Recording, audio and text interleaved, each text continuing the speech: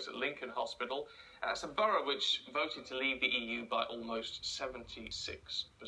Good morning. Morning. It's an interesting question, this. I don't quite why we've posed it in this way, I don't know, but there is no indication, is there, that there's going to be a mass exodus of staff as a result of Brexit? I think that's entirely right, and I think the first thing to kind of bear in mind is scaremongering like a mass exodus is not particularly helpful to discussion or debate, to be perfectly honest. I think what's more likely is we'll see a slow, gradual decline. As a healthcare professional, as a doctor, my concern is you see colleagues that have come over to the NHS to help provide healthcare, and they've been made to feel unwelcome, and they've been made to feel not wanted, and that's no way to welcome kind of international professionals and colleagues that provide an excellent standard of care.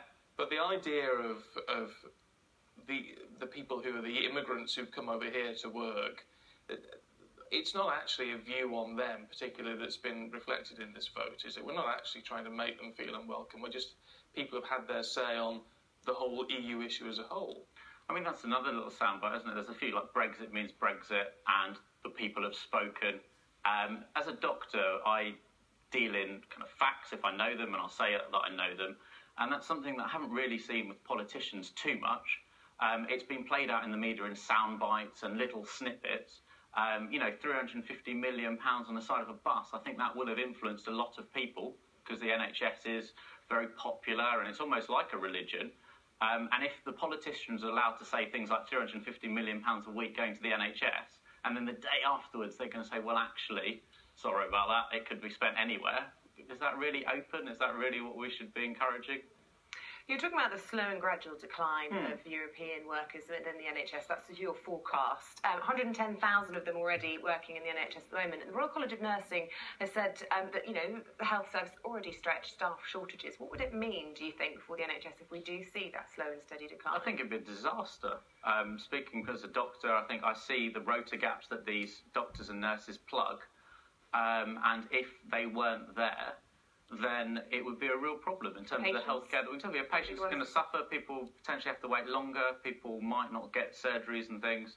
So yeah, I don't think it's particularly helpful that there's a nasty air in the right-wing press in terms of British jobs for British people. And Jeremy Hunt has, to be fair, talked about increasing medical student numbers. But this is an example where government policy is not necessarily directly translating to health, because the new medical students that he's talking about are going to take 10 years to come on tap. So whilst it's a positive step, it's not going to help in the immediate short term. And as a percentage, if they all left, if every non-British doctor, nurse left your hospital, how many would that be? Well, in terms of Boston specifically, there's 111 consultants at Pilgrim Hospital in Boston. 16 were born in the UK, 24 were born in the EU, and 71 were born outside of the EU. Wow. So these are consultants that are at the top of their field, they're experts in their area, and they're running the show, they're running the service. But there's no one's claiming they would have to go. We don't know.